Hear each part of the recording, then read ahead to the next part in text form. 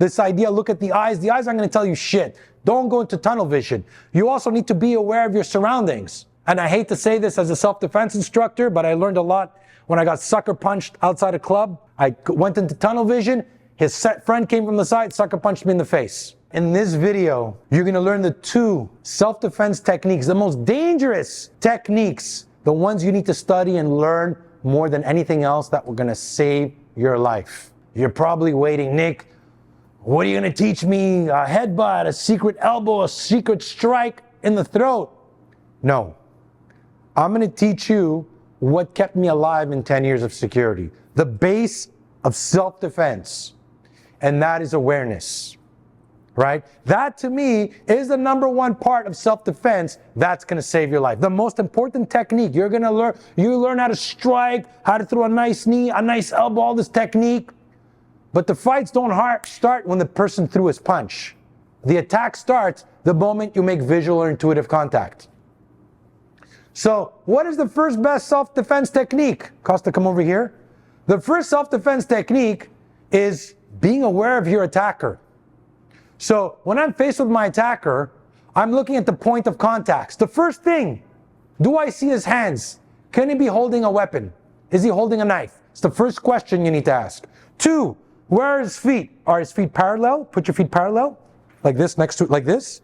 If they're parallel, I already know he's not in position to strike me yet. If you were to punch me, where would you take a step back before? To position yourself. You'd probably do this. So if I'm here, I would do this. You look at sucker punches. The guy's here, he angles off, he looks around, he throws his punch. So you look at the hands, you look at the feet. Go back, Costa, to where you were. If he was square off like this, I wouldn't be worried as much. Why? I'm looking at his shoulders. Is he blading? What does that mean? Costa, let's say my objective is to sucker punch you. Okay. So if I'm here, for me to sucker punch, it's harder than if I took a step back, now I'm blading, my shoulders are here. What does that mean? I got this arm to lead, and I got this arm to sucker punch. As well as I'm looking at my head. Is he here? Because he's going to attack, and could he headbutt me? Where his head is also gives an indication of where he's going to move. If I'm doing this and my weight distribution is back, chances are I'm moving backwards. I still might move forward, but I'm going to be more telegraphic. Looking at these points of contacts are important. Managing your space and distance, and then seeing the cues prior to an attack. Now, working in clubs, I've seen tons of people get sucker punched. The most common attack in a club was a headbutt and a sucker punch. And the sucker punch was textbook. Costa, come in front of me. I'm going to be the attacker. What are the cues and signs? I'm angling off. Don't move. I angle off. Second, I'm pacing. I'm looking around. I'm touching my face. I'm getting close. I might lower my voice because I want to draw you in. I might look around to make you look somewhere. And then, boom, the sucker punch comes in. You need to be looking at those points of contacts and reading your attacker's body language. This idea, look at the eyes aren't going to tell you shit. Don't go into tunnel vision. You also need to be aware of your surroundings. And I hate to say this as a self-defense instructor, but I learned a lot when I got sucker punched outside a club, right outside when I was working. We're like 7 or 8. Boom. As much as I taught this, I went into tunnel vision. His friend came from the side, sucker punched me in the face. Shit happens. But it was a lesson that I learned because at that moment, I went to tunnel vision and I forgot about everybody else. So you're looking at the points of contact, you're reading the body language. The second most important self-defense thing is keep your ego in check. What does that mean? Verbally diffuse, de-escalate, pattern interrupt. Use verbal to control the situation. Now, the most common question I get is, Nick, how do I know when to strike the person? When you lose communication and he's no longer listening to you, when he starts preparing through his body language, then you have to start getting ready to strike. If I take a step back and he's moving in, now I know, and I'm here and I'm talking to him, maybe my hands are here, but he keeps moving in, then I know that I have a fight on my hands. So you need to look at that. Verbally diffusing and de-escalating and using verbal is not only my objective when I verbally diffuse, de-escalate, pattern interrupt, use all these tactics are not only meant to diffuse and de-escalate, I'm also using it to keep him distracted from making his move. I'm using it because I'm setting up already my first strike. I'm aware of my environment. So if I'm diffusing, let's say you tell me, what are you looking at, whatever? What are you looking at? What's up, man? No, not much, man. Man, I'm gonna leave, man. How does that sound? Show up to your face here. I'll never come back here again, man. So get out of here, man. All right, no problem. Now, right now, I would have struck him. Right now, I would have, boom. I'd keep this lead hand and struck him right through the head.